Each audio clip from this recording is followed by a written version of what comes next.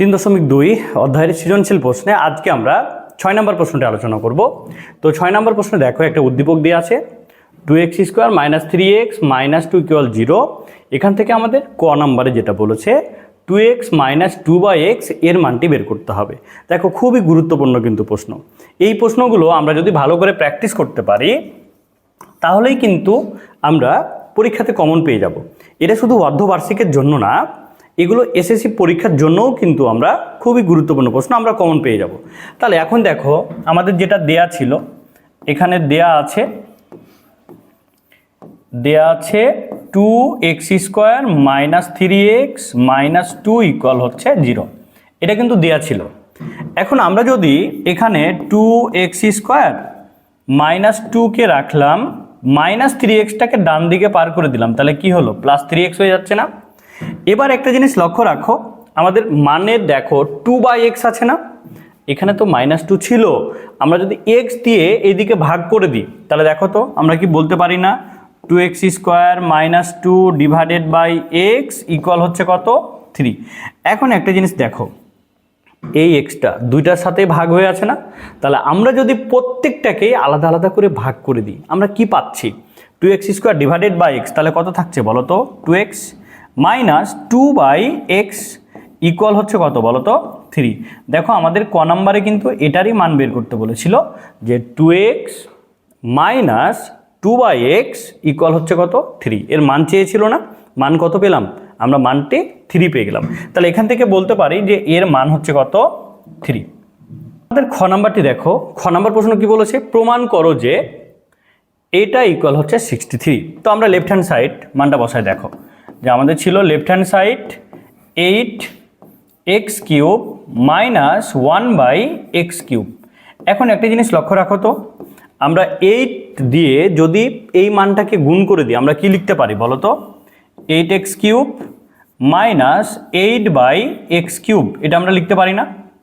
কারণ এই 8 যদি 1/x³ এর সাথে গুণ হয়, 8 কার সাথে গুণ হবে, লবের সাথে গুণ হবে না? লবে কি আছে বলো তো 1, তাহলে 1 এর সাথে গুণ করলে 8ই থেকে যায়। এখন এটাকে যদি আমরা সূত্র আকারে কনভার্ট করি দেখো তো আমরা এটা বলতে পারি না 2x³ - 2/x তার সাথে হচ্ছে কিউব। দেখো তো 2³ মানে কত 8 আর x³ সূত্র কনভার্ট হয়ে গেল না? এখন যদি আমরা এটাকে সূত্র বসাই দেখো তো কোন সূত্র হয়, a³ - b³ ফর্মুলা হয়ে যাচ্ছে না? তাহলে আমরা এখানে বলতে পারি না a - b³ + 3ab into a - b। দেখো আমরা কিন্তু এখানে সূত্র অ্যাপ্লাই করে দিলাম।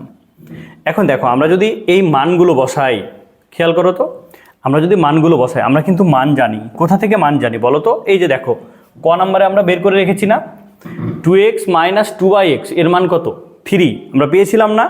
এই ক হতে প্রাপ্ত মান কিন্তু আমরা এখন এখানে বসাই দিব। তাহলে কি পাচ্ছি দেখো তো, এখানে পাচ্ছি 3³ প্লাস 3 ইন্টু এটা যদি কেটে যায় তাহলে কত হচ্ছে 4 ইন্টু এর মান তাহলে কত পেলাম 3, আমরা বসাই দিলাম।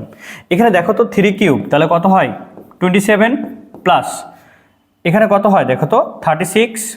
এখন আমরা যদি এইটাকে যোগ করি দেখো তাহলে কত হয়, এখান থেকে দেখো আমরা কত পাচ্ছি 63। দেখো এটাই কিন্তু আমাদের ডান পক্ষ চেয়েছিল যে প্রমাণ করো যে এটা ইকুয়াল কত 63। এই যে দেখো আমাদের 63 ছিল না, আমাদের কিন্তু এটা প্রমাণ হয়ে গেল।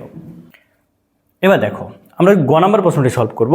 আমাদের এখানে দেয়া ছিল 3p - 3/p = 12। তাহলে এখান থেকে আমাদের এই মানটি বের করতে হবে।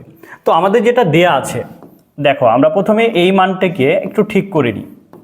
দেয়া আছে 3p - 3/p = কত 12। আমরা যদি এখান থেকে 3 কমন নিই তাহলে দেখো তো কি বলতে পারি p - 1/p = কত বলো তো 12। এই 3কে যদি আমরা ডান দিকে পার করে দিই তাহলে কি পাচ্ছি p - 1/p = 12/3। তাহলে আমরা কি পাচ্ছি দেখো তো p - 1/p = কত 4। আমরা এখান থেকে মান পেয়ে গেলাম না? তাহলে দেখো আমাদের যেটা দেয়া ছিল এখান থেকে আমরা p - 1/p এর মান কিন্তু পেলাম। পি মাইনাস 1/p এর মান কত পেলাম? আমরা 4 পেয়ে গেলাম। আমাদের কিন্তু মান বের করতে বলেছিল, দেখো বাম পক্ষ এটা, ডান পক্ষ হচ্ছে 4। তাহলে এখন খেয়াল করো, দেয়া আছে এই মানটা আমি এখানে রাখলাম, যে আমরা যেটা পেয়েছি পি মাইনাস 1/p ইকুয়াল হচ্ছে 4। এটা কিন্তু তোমরা বের করে নিবা। বাম পক্ষ কী ছিল? Left hand side equal 1/19 P cube minus 1/p cube. এখন দেখো এখানে 1/19 থাকলো, এখানে দেখো তো এটা সূত্র হয়ে গেছে না, a কিউব মাইনাস বি কিউবের ফর্মুলা। তাহলে আমরা কি এখানে বলতে পারি না যে a cube minus b cube মানে হচ্ছে a minus b cube plus 3ab into a minus b. দেখো আমরা কিন্তু সূত্র অ্যাপ্লাই করলাম। এখন আমরা মানগুলো বসাই দিব। তাহলে 1/19 থাকলো, এখানে দেখো p মাইনাস 1/p এর মান কত ছিল? 4। তাহলে আমরা এখন মান বসাই দিই। তাহলে এখানে পাচ্ছি 4 কিউব প্লাস এটা কেটে গেল, তাহলে কি হয় 3 ইন্টু এর মান কত? 4। আমরা এটা পেলাম। এবার দেখো তো 1/19 এটা থাকলো 4 কিউব, তাহলে 4 কিউব যদি হয় তাহলে এখান থেকে আমরা কত পাচ্ছি? দেখো 4 কিউব মানে হচ্ছে 4 কিউব যদি হয় তাহলে 64। এবার এখান থেকে কত পাচ্ছি দেখো তো, 3 4 12, তাহলে 12। এখন আমরা এটা যোগ করে যা পাচ্ছি দেখো 1/19 ইন্টু এটা যদি যোগ করে দিই আমরা কত পাচ্ছি বলো তো? 76 ইকুয়াল হচ্ছে কত বলো তো? 4। যদি আমরা 76কে 90 দিয়ে ভাগ করে দিই 19 দিয়ে, তাহলে কত পাবো? 4। দেখো এটাই কিন্তু আমাদের ডান পক্ষ কিন্তু ছিল, এটাই আমাদের রাইট হ্যান্ড সাইড।